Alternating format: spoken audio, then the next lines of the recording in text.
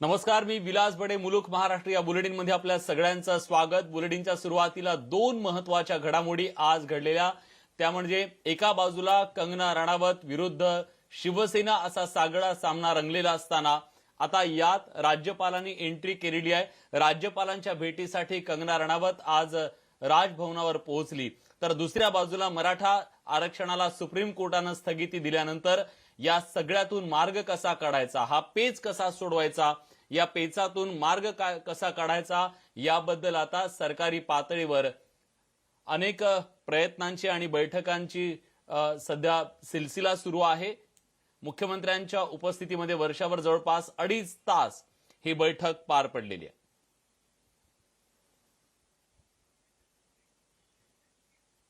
मराठा आरक्षणाच्या संदर्भात वर्षा निवासस्थानी जी बैठक सुरू होती ती बैठक अखेर संपलेली आहे. तब्बल 2.5 तास या बैठकीमध्ये मराठा आरक्षणाच्या संदर्भात जी स्थगिती देण्यात आलेली आहे ती स्थगिती कशी उठवायची, पुढची रणनीती नेमकी काय असेल आणि मराठा आरक्षण पुन्हा एकदा त्याची अंमलबजावणी व्हावी यासाठी काय करता येईल याबद्दल या बैठकीत चर्चा झाल्याचं कळतंय. मुख्यमंत्र्यांच्या उपस्थितीत 2.5 तास ही बैठक पार पडली. या बैठकीला उपमुख्यमंत्री अजित पवार, उपसमितीचे अध्यक्ष अशोक चव्हाण, बाळासाहेब थोरात सुद्धा उपस्थित होते. मराठा आरक्षणासंदर्भातले उपसमितीच्या मंत्र्यांची ही बैठक पार पडल्यानंतर खरं तर मराठा बांधवांना खूप अपेक्षा आहे की नेमकं सरकार आपल्यासाठी काय करतंय.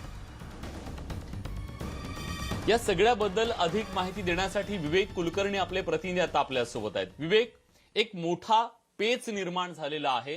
कायदेशीर जसा तो पेच आहे तसाच तो राजकीय पेच सुद्धा निर्माण झालाय.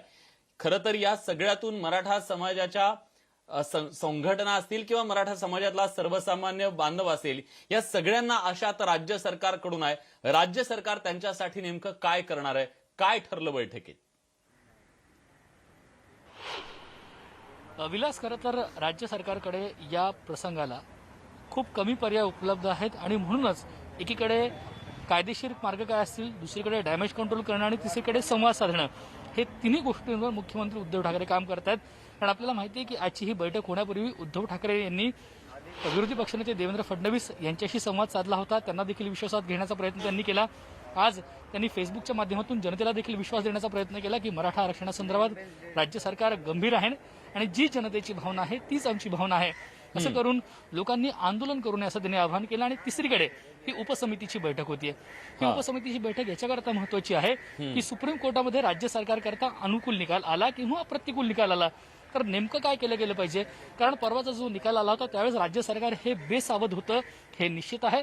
कारण या निकालानंतर राज्य सरकारची प्रतिक्रिया होती की हा निकाल अतिशय अनपेक्षित आहे, अतिशय दुर्दैवी आहे. निकाल अनपेक्षित का होता? कारण मग राज्य सरकार तिथे काही कोर्टात कमी पडलं का? कुठले मुद्दे मांडायला हवे होते त्याच्यामुळे राज्य सरकार कमी पडलं?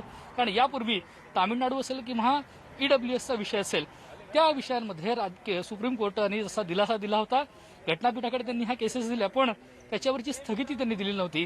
या केसमध्ये मात्र स्थगिती दिली आणि तोच मुद्दा राज्य सरकारच्या दृष्टीने महत्वाचा आहे.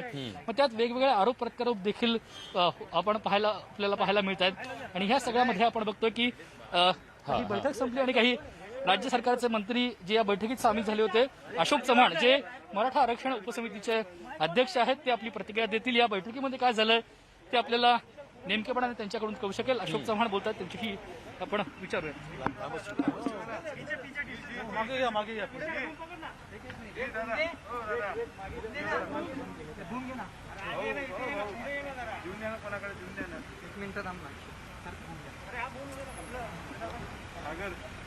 सर, जवळपास 2.5 तास ही बैठक चालू आहे. काय नेमकं या बैठकीत चर्चा झाली, काय निष्कर्ष निघाले या बैठकीमध्ये? मुख्यमंत्र्यांनी आजची जी काही परिस्थिती आहे त्याच्याबरोबर चर्चा केली सर्वांशी. सर्व विभागातले अधिकारी होते, उपसमितीचे मंत्री एकनाथ शिंदे, दिलीप वळसे पाटील, शालेय शिक्षण मंत्री वर्षा गायकवाड, अनिल परब परिवहन मंत्री एकनाथ शिंदे आणि सर्व प्रमुख अधिकारी, मुख्य ॲडिशनल चीफ सेक्रेटरी, पोलीसचे DG सर्वांकडून त्यांनी आज राज्यभरातले जे विषय होते ते माहिती घेतलेली आहे. आणि मुख्यमंत्र्यांनी आम्ही सर्व जनतेचे आभार मानलेले आहेत की जे काही आज ठिकठिकाणी बैठका झाल्या, मीटिंग झाल्या त्या शांततेने पार पडल्या. कुठेही फारसे अनुचित प्रकार घडलेले नाहीत. त्याबद्दल मुख्यमंत्र्यांनी प्रथम राज्याच्या जनतेचे आभार मानलेले आहेत. दुसरं, मुख्यमंत्र्यांनी हे स्पष्ट केलं की हे आंदोलन कोणाच्या विरोधामध्ये आहे, जे सरकार तुमच्या बरोबर आहे. या मराठा समाजाच्या मागण्याच्या संदर्भामध्ये राज्य सरकार हे तुमच्या बरोबर, महाविकास आघाडी सरकार हे तुमच्या बरोबर आहे. या मागण्यांना, मराठा समाजाचा जे आरक्षणाचा विषय आहे तेव्हा सरकारची भूमिका सकारात्मक आहे, पॉझिटिव्ह आहे. सत्तेमध्ये नसताना सुद्धा आम्ही एकमताने विधानमंडळामध्ये जो ठराव पारित केला त्याच्यामध्ये आम्ही सर्वांनी मिळून त्यावेळेस सुद्धा या कायद्याला समर्थन दिलं होतं, आरक्षणाला समर्थन दिलं होतं. आणि आज सुद्धा तीच भूमिका आहे. परंतु सर्वोच्च न्यायालयाचा जो निकाल आलेला आहे त्या पार्श्वभूमीवर काही नवीन प्रश्न निर्माण झालेले आहेत आणि त्याच्यामध्ये कायदेशीर मार्गाने तोडगा काढणं हा त्यातला योग्य मार्ग. सरकार तुमच्या बरोबर आहे आणि सरकार तुमच्या सर्वस्वी पूर्ण प्रयत्न करून आपण यशस्वी होऊ अशाच पद्धतीने व्यूहरचना सरकार रचत आहे. त्यामुळे मुख्यमंत्र्यांनी कालच विरोधी पक्षनेते देवेंद्र फडणवीस यांच्याशी चर्चा काल केलेली आहे. 15 तारखेला देवेंद्र फडणवीस मुंबईमध्ये येणं अपेक्षित आहेत. त्यांच्याशीही विचारविनिमय आतापर्यंत सर्वांना विश्वास घेण्याचीच भूमिका ठेवलेली आहे आणि आता सुद्धा देवेंद्र फडणवीस आल्यानंतर याच्यामध्ये अंतिम निर्णय घेण्याचा मुख्यमंत्र्यांनी सूतोवाच केलेला आहे. त्याच्यामध्ये कायदेशीर सल्ले घेण्यात आलेले आहेत. अनेक विषय मुख्यमंत्र्यांनी समजून घेतलेले आहेत आणि देवेंद्र फडणवीसांची चर्चा केल्यानंतर विरोधी पक्षनेते हे खालच्या विधानसभेमध्ये देवेंद्र फडणवीस आहेत, वरच्या सभागृहामध्ये दरेकर आहेत, प्रवीण दरेकर, या सगळ्यांशी चर्चा करून मग सर्वांच्या म्हणण्यानुसार याच्यामध्ये अंतिम निर्णय घेण्याचे मुख्यमंत्री आहे. त्याच पद्धतीने मग पुढची पावलं टाकल्या जातील हे मुख्यमंत्र्यांनी स्पष्ट केलेलं आहे. सर, जो स्टे आहे तोच मुख्य मुद्दा आहे याच्यातला. आरक्षणाला जो स्टे मिळालेला आहे त्याच्यामध्ये तुम्ही म्हणता की विरोधकांशी चर्चा करून निर्णय घेऊ, पण आजच्या बैठकीमध्ये अशी काही चर्चा झाली का की रिव्ह्यू पिटिशन फाईल केली पाहिजे? इतर काय असं की जोपर्यंत त्याच्यामध्ये दोन्ही रिव्ह्यू पिटिशनचा विषय निश्चितच आहे आणि त्याचबरोबर आपल्याला ऑर्डिनन्सच्या बाबतीत सुद्धा सूचना काही लोकांनी केलेल्या आहेत. त्यामुळे या दोन्ही विषय अंतिम जे काही करायचं असेल कायदेशीर विषय आहेत आणि देवेंद्र फडणवीस आल्यानंतरच त्यांच्याशी पूर्णपणे चर्चा केल्यानंतरच याच्यामध्ये पुढचा निर्णय घ्यायचा अशी मुख्यमंत्र्यांची भूमिका आहे. हिंदी में जानना चाहेंगे आज की मीटिंग का क्या निष्कर्ष निकला है, किन किन बिंदुओं पर बात हुई? नहीं, राज्य के चीफ मिनिस्टर उद्धव जी ठाकरे इन्होंने आज मौजूदा परिस्थिति का जायजा लिया. इसमें हमारे जो सहयोगी है एकनाथ शिंदे जी, हमारे अनिल परब जी, वर्षा गायकवाड़, दिलीप वळसे पाटिल, ये सभी मंत्री भी थे. राज्य के डीजी पुलिस वो भी थे. राज्य के अन्य सेक्रेटरीज वो भी सभी आए थे. हमारे एडवोकेट जनरल थे और सभी ने मिलकर उनको विद्यमान मौजूदा परिस्थिति के में अवगत कराया. इसमें क्या क्या रास्ता निकल सकता है. और सीएम साहब की ये भूमिका है कि जब तक देवेंद्र फडणवीस जी से बात होती नहीं है तब तक इसमें अंतिम फैसला हम लोग नहीं लेंगे, क्योंकि भूमिका पहले से ये रही है कि सभी को विश्वास में लेकर ये फैसला लेना है. और इसीलिए देवेंद्र फडणवीस जी से उनकी बात हुई है. 15 तारीख को फडणवीस जी मुंबई में है, उनसे फैसला करके ही फाइनल निर्णय आगे बढ़ने का कैसे जाना है इसमें लिया जाएगा. तो ये फैसला भी कोई विकल्प देखा जा रहा है जिस तरह से लीगल विकल्प तो कई है. जैसे ऑर्डिनेंस के बारे में कई लोगों ने सुझाव दिए हैं, कुछ अनेक लोगों ने रिव्यू पिटिशन डालने के बारे में कुछ बात की है. ये सभी चीज़ों के ऊपर निश्चित थोड़े बहुत चर्चा तो हुई है.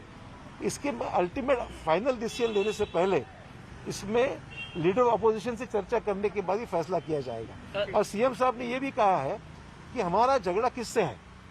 आज जो आंदोलन, उन्होंने पहले तो आभार माना है हमारे मराठा समाज के अन्य लोगों से जो आज कई जिलों में मीटिंगें हुई है, चर्चा हुई है और शांततामय माहौल में ये सब हुआ है, उसके लिए उन्होंने आभार माना है.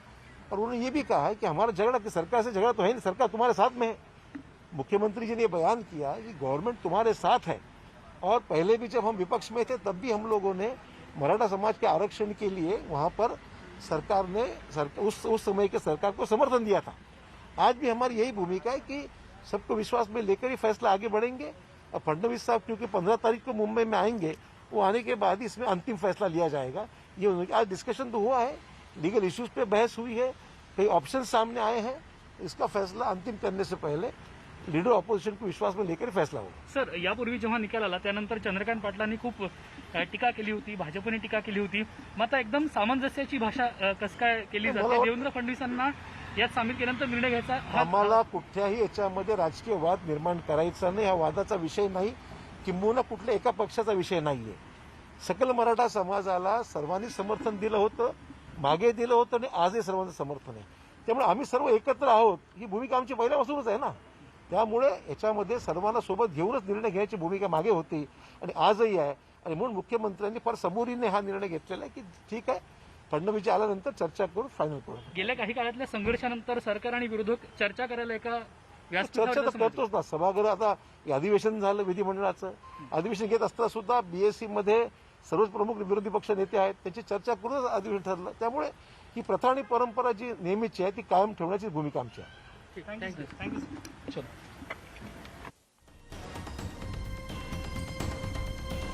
मराठा आरक्षणाच्या संदर्भातली बैठक पार पडल्यानंतर या उपसमितीचे अध्यक्ष अशोक चव्हाण यांनी माहिती दिलेली आहे.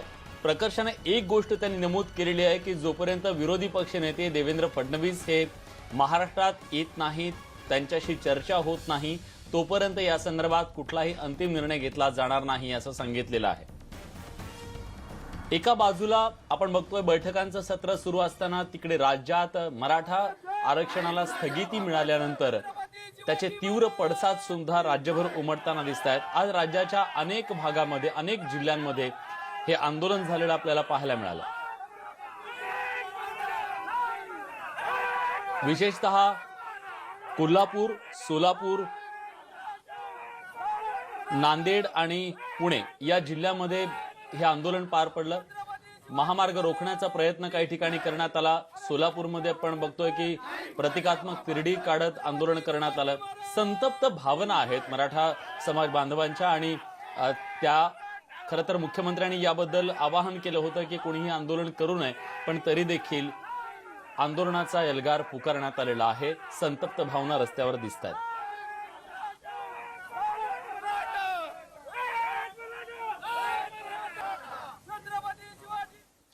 यानंतरची बातमी आहे कंगना राणावतच्या संदर्भातली. राज्य सरकार विरुद्ध कंगना राणावत हा जो सामना आतापर्यंत रंगलेला होता त्या सगळ्यामध्ये आता राज्यपालांची एंट्री झालेली आहे. कंगना राणावत हिनं आज राज्यपाल भगतसिंग कोश्यारी यांची राजभवनावर जाऊन भेट घेतली. महापालिकेनं कंगनाच्या कार्यालयावर केलेली कारवाई, त्यानंतर कंगनानं राज्यपालांची ही भेट घेणं खूप महत्वाचं मानलं जात आहे. कारण बातम्या अशा आल्या होत्या की राज्यपालांनी या कारवाईची दखल घेत राज्य सरकारला त्याबद्दलची विचारणा सुद्धा केलेली आहे, आपली नाराजी सुद्धा व्यक्त केली आहे. खरं तर आज कंगना राणावत आणि राज्यपालांच्या भेटीनंतर आपल्याला न्याय मिळेल अशी आशा कंगना राणावतनं व्यक्त केली आहे. या भेटीनंतर आपण कोणी राजकारणी नसल्याचं कंगना म्हणतेय. राज्यपालांनी एका मुलीप्रमाणे आपलं सगळं ऐकून घेतल्याची प्रतिक्रिया सुद्धा कंगनानं देत या भेटीवर तिने समाधान व्यक्त केलंय. मैंने उनसे मुझे जो भी मेरे साथ अन्याय हुआ है उसके बारे में बात की. वो हमारे सबके गार्डियन हैं यहाँ पे एंड जिस तरह से मेरे साथ सुलूक हुआ है उस बारे में मैंने वही बात की. वही हमारी आज ब्रीफ जो भी मीटिंग हुई उसके बारे में मैंने उन्हें बताया एंड आई होप कि justice be given to me, ताकि जो हमारे देश के जो लोग हैं और जो बच्चियां हैं खासकर उनका जो फेथ है वो सिस्टम में रिस्टोर हो. और मैं कोई पॉलिटिशियन तो हूँ नहीं और मेरा कोई पॉलिटिक्स से लेना देना तो है नहीं. As a person, as a citizen, as somebody who has started from a scratch in this city which has given me so much, आज अचानक से जब मेरे साथ ऐसा अभद्र व्यवहार हुआ है तो I am very much privileged. और ये मेरे भाग्य हैं कि गवर्नर सर ने मुझे एक बेटी की तरह सुना और मेरी जो भी है मुझे सहानुभूति दी और मैं ये उम्मीद करती हूँ कि मुझे न्याय मिलेगा. दरम्यान कंगना राणावतचा विषय आपल्यासाठी संपल्याचं खासदार संजय राऊत यांनी म्हटलंय. आप नाम ले रहे हो, हमारे लिए विषय खत्म हो गया है. हमने उसका ऊपर बात करना बंद किया है. जिसको जो करना है कर दीजिए. हम सुनेंगे, हम बोलेंगे नहीं, लेकिन हर बात का हम नोट करेंगे, नोटिंग करेंगे. क्योंकि इतिहास के पन्ने जो होते हैं वो बार बार बदलती भी है. भविष्य में नए नए इतिहास लिखा जाता है, लेकिन पुराना इतिहास जो होता है उसके पन्ने फाड़ नहीं दिए जाते। तो जो हो रहा है हम उसका नोटिंग कर रहे हैं और देख रहे हैं कि कौन सी पार्टी देश को और महाराष्ट्र के बारे में क्या सोचती है, उनकी सोच कितनी बुरी है। क्यों? क्योंकि आपकी सत्ता हाथ से चली गई। महाराष्ट्रात ठाकरे आणि पवार हे दोन ब्रँड आहेत. हे ब्रँड नष्ट करण्याचं कारस्थान रचलं जात आहे असं म्हणत संजय राऊत यांनी पुन्हा एकदा हल्ला चढवलाय. दरम्यान संजय राऊत यांनी सामनामधून आज पहिल्यांदाच ठाकरे ब्रँडसाठी राज ठाकरे यांनी सुद्धा पुढे यायला हवं अशी साद घातली. बघूया या संदर्भातला खास रिपोर्ट. महाराष्ट्रातल्या ठाकरे ब्रँडसाठी शिवसेनेनं मनसेला राज ठाकरेंना साद घातली, पण मनसेचे नेते संदीप देशपांडे यांनी यावरून शिवसेनेवर जोरदार टीका केली आहे. जेव्हा मनसे महाराष्ट्रात मराठी मुद्द्यासाठी लढत होती तेव्हा शिवसेना कुठे होती असा सवाल उपस्थित करत त्यांनी प्रत्युत्तर दिले.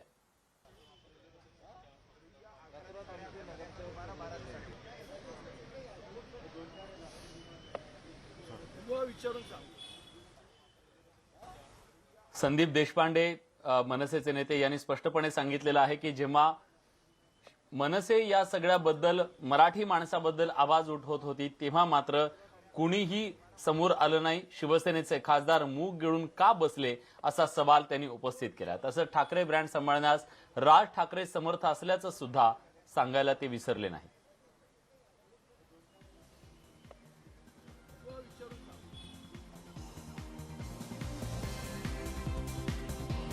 शिवसेनेनं खरं तर पहिल्यांदा साथ घातली. या आधी सुद्धा शिवसेना आणि मनसेच्या दोन नेत्यांमध्ये आणि विशेषतः या दोन भावांमध्ये साथ प्रतिसादाच्या अनेक घटना समोर आल्या, पण दोघं कधी एकत्र येऊ शकले नाहीत. त्यानंतर मुंबई महानगरपालिकेतले जे नगरसेवक शिवसेनेनं मनसेचे पळवले, त्यानंतर तर दोन भावांमधली दरी अधिक वाढली आणि गेल्या काही दिवसांमध्ये आपण बघतोय की मनसेचे अध्यक्ष राज ठाकरे हे मुख्यमंत्र्यांच्या सोबत अनेक निर्णयांमध्ये दिसले, पण काही मुद्द्यावर त्यांनी आक्रमक भूमिका सुद्धा घेतलेली दिसली. पण आता या सगळ्या वादात संदीप देशपांडे यांनी काय प्रत्युत्तर दिले जाणून घेऊया. शिवसेनेचे खासदार संजय राऊत यांनी आज सामना या रोखठोक लेखामध्ये त्यांनी भूमिका मांडली की महाराष्ट्रामध्ये ठाकरे आणि पवार ब्रँड कायम राहायला पाहिजे. अर्थात राज ठाकरे यांच्याविषयी त्यांनी पहिल्यांदाच भाष्य केलं अनेक दिवसानंतरनं. मनसेचे संदीप देशपांडे आपल्याबरोबर आहेत. ठाकरे आणि पवार ब्रँड टिकायला हवा आहे अशा स्वरूपाचं भाष्य केलं. वास्तविकतेत भलेही विचार वेगळे असले तरी हे ब्रँड टिकणं गरजेचं आहे अशा स्वरूपाचं भाष्य आहे संजय राऊत यांचं. प्रतिक्रिया काय आपली? नाही, याच्या संदर्भातली जी पक्षाची अधिकृत भूमिका आहे ती राजसाहेबच सांगतील. पण मला वैयक्तिकरित्या असं वाटतं की ज्या वेळेला 2008 साली अभिमन्यूप्रमाणे राजसाहेब जेव्हा एकटे लढत होते या सगळ्या परप्रांतीयांच्या विरोधात, त्यावेळेला शिवसेनेचे खासदार संसदेमध्ये मूग गिळून गप्प होते. ज्यावेळेला पाकिस्तानी कलाकारांना या महाराष्ट्राबाहेर देशाबाहेर हाकलवलं पाहिजे ही जेव्हा भूमिका राजसाहेबांनी घेतली त्यावेळेला शिवसेना गप्प होती. 2014 आणि 2017ला मुंबई आणि महाराष्ट्रासाठी म्हणून एकत्र येले पाहिजे अशी साथ जेव्हा राजसाहेबांनी घातली त्यावेळेला शिवसेना गप्प होती. उलट पक्षी एका रातोरात पैशाची आमिष दाखवून आमचे 6 नगरसेवक चोरले, त्याचं कुठलंही समर्थन होऊ शकत नाही. मला असं वाटतं हे सगळं होत असताना एक प्रश्न माझ्यासारख्या महाराष्ट्र सैनिकाच्या मनात येतो. जो प्रश्न कृष्णाने कर्णाला विचारला होता की तेव्हा तुझा धर्म कुठे गेला होता, जेव्हा अभिमन्यूला एकटा गाठून मारत होते त्यावेळेला तुझा धर्म कुठे गेला होता राधेया. तो मुळात आत्ताही मनसेला साथ देण्याचा भाग नेमका कशासाठी आहे असं वाटतं? कारण की एका बाजूला राज ठाकरेंविषयी भलेही कितीतरी म्हटले तरी तुम्ही एकत्रित यावं ही सगळ्यांची इच्छा असूनही कधी काही घडलं नाही आहे. बघा, असं आहे की याच्या संदर्भात काय नेमकं आहे किंवा काय पक्षाची भूमिका असली पाहिजे ह्याचा निर्णय राजसाहेबच घेतात. आमच्याकडे एक महाराष्ट्र सैनिक म्हणून माझ्या ज्या वैयक्तिक भावना आहेत त्या मी व्यक्त केल्या. धन्यवाद. व्हिडिओ जर्नलिस्ट सचिन कुबडेसह सागर कुलकर, न्यूज 18 लोकमत, मुंबई. मिशन बिगेनमध्ये महाराष्ट्राला बदनाम करण्याचा डाव आखला जातोय असं म्हणत राज्याचे मुख्यमंत्री उद्धव ठाकरे यांनी विरोधकांवर जोरदार तोंडसूक घेतलं. जे राजकारण करतायत ते त्यांना करू द्या, मात्र महाराष्ट्राची बदनामी मुळीच सहन करणार नाही असा सूचक इशारा सुद्धा त्यांनी दिलेला आहे. जिथे जिथे आवश्यकता असेल तिथे तिथे आपण ह्या बेडची संख्या वाढवतो आहोत. इतर ऑक्सिजन जसं मी म्हटलं तसं थोडे दिवस थोडीशी आपल्याला एक उणीव भासते आहे, चणचण भासते आहे, कारण ऑक्सिजन जरी उपलब्ध असला तरी त्याच्यासाठी कंटेनर उपलब्ध होत नाहीत. तर ह्या सगळ्या गोष्टी जुळवाजुळव करून आपण यातनं मार्ग काढतो आहोत. औषधांमध्ये सुद्धा कुठेही आपण पुरवठा करण्यामध्ये कमी पडत नाहीत. सगळ्या गोष्टी करतो. आजपर्यंत आपण हे युद्ध घरी बसून लढत होतो. आता मला तुम्हाला एक एक गोष्टी मी उघड करत चालू असताना अजून मी पूर्ण ओपन केलेल्या नाहीत, कारण व्हायरस वाढतो आहे. पुन्हा लॉकडाऊन करायची वेळ येऊ नये हीच एक अपेक्षा आहे. पण जर ह्या गोष्टी तुम्ही कटाक्षाने पाळणार असाल तर, आपण ऐकलं असाल, पाहिलं असाल, मी महाराष्ट्रामध्ये येत्या 15 तारखेपासून जवळपास एक महिनाभर एक मोहीम राबवतो आहे. आणि या मोहिमेमध्ये जो जो कोणी या महाराष्ट्रावरती प्रेम करतो, जो कोणी आपल्या महाराष्ट्राला आपली भूमी मानतो, तो प्रत्येक महाराष्ट्रप्रेमी नागरिक जात पात धर्म पक्ष राजकारण बाजूला ठेवून सहभागी झालेला मला पाहिजे, किंबहुना त्यांनी सहभागी व्हावं असं माझं आवाहन आहे. ही मोहीम जी आहे त्या मोहिमेला आपण नाव दिलेलं आहे माझे कुटुंब माझी जबाबदारी. माझे कुटुंब माझी जबाबदारी. हे महाराष्ट्र माझं कुटुंब आहे आणि महाराष्ट्राला सुरक्षित ठेवणं ही माझी जबाबदारी आहे. यानंतरची बातमी नाशिकमधून आहे. नाशिकमध्ये दुपारी मराठा संघटनांची बैठक झाली. या बैठकीला भाजपचे आमदार देवयानी फरांदे सुद्धा उपस्थित होत्या, पण त्या कोरोना पॉझिटिव्ह आल्यानं एकच खळबळ उडाली आहे. दुपारी नाशिकमध्ये जी बैठक झाली त्या बैठकीत बोलताना मास्कही त्यांनी लावला नसल्याचं दृश्यांमध्ये स्पष्ट दिसतंय. रिपोर्ट आल्यानंतर देवयानी फरांदे यांनी संपर्कात आलेल्यांना क्वारंटाईन होण्याची विनंती केली आहे. कोरोना पॉझिटिव्ह रिपोर्ट आल्यानंतर त्यांना उपचारासाठी रुग्णालयात दाखल करण्यात आले.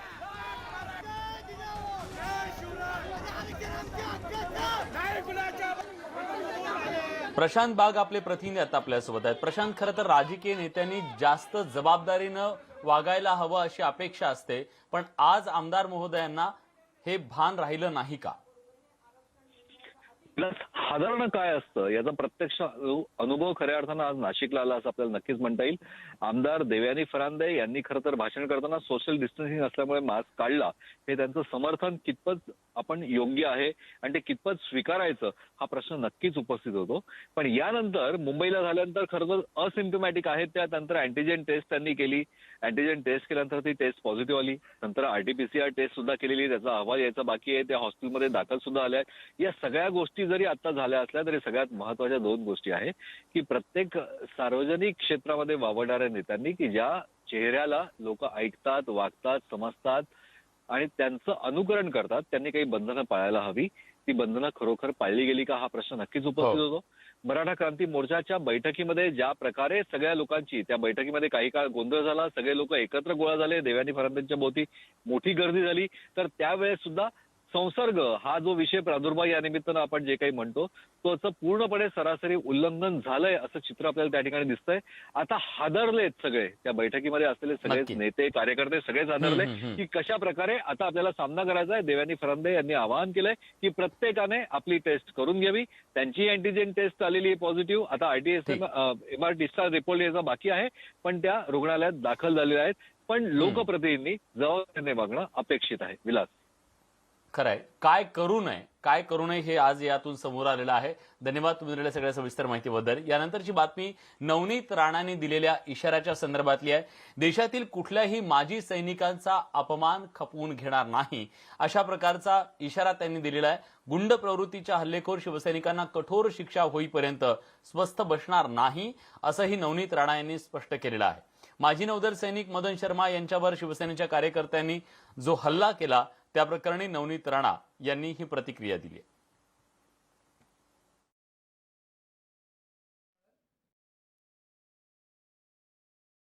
100% 14 पासनं जे लोकसभा आमच्या सुरू होणार आहे त्याच्यामध्ये मी डिफेन्स मिनिस्टर राजनाथ सिंग साहेबांना भेटणार आहे, त्यांना पत्र देणार आहे, त्यांच्यासोबत बोलणार आहे की या लोकांवर, असे लोकांवर ज्यांनी माजी सैनिकांवर हल्ला केला, असे लोकांवर कडक से कडक कारवाई हा नियम कायदा बनवला पाहिजे की कोणीही माझे सैनिकवर हल्ला केला नाही पाहिजे. त्याच पद्धतीने आम्ही गृहमंत्री साहेबांना सुद्धा पत्र देणार आहे, पीएम साहेबांना सुद्धा पत्र देणार, त्यांना भेटणार आहे, पर्सनली त्यांना भेटणार आहे. कारण ज्या पद्धतीने आम्ही माजी सैनिकांना सल्यूट करतो की आमच्या देशाच्या संरक्षणासाठी ते आमच्यासाठी लढत आहे. यानंतरची बातमी मनमाडमधली आहे. मनमाडमध्ये 2 जणांचा पुराच्या पाण्यात बुडून मृत्यू झाल्याची धक्कादायक बाब समोर आलेली आहे, तर 1 जणाला वाचवण्यात यश सुद्धा आलेलं आहे. नाशिकमधल्या दहिवडी इथंच असलेल्या चोरचावडी धबधब्यावर ही घटना घडलेली आहे. चोरचावडी धबधब्यावर पर्यटकांची मोठी गर्दी होते. आज सुट्टीचा दिवस असल्यानं 3 मित्र धबधब्यावर गेले. पाण्याचा अंदाज न आल्यानं शुभम गुजर आणि ऋषिकेश तोटे या दोघांचा बुडून मृत्यू झालाय.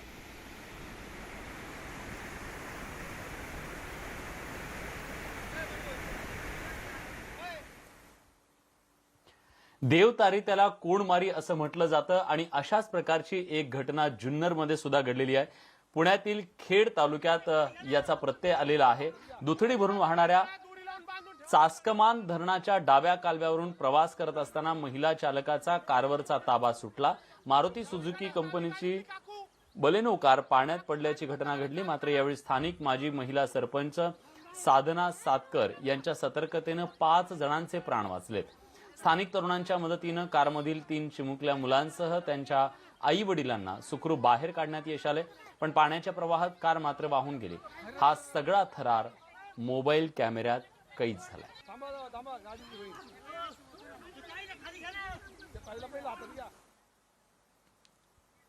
या सगळ्या बातम्यांसोबत मुलुख महाराष्ट्र या बुलेटिनमध्ये आपण इथेच थांबतोय. ताज्या घडामोडींसाठी बघत रहा न्यूज 18 लोकमत.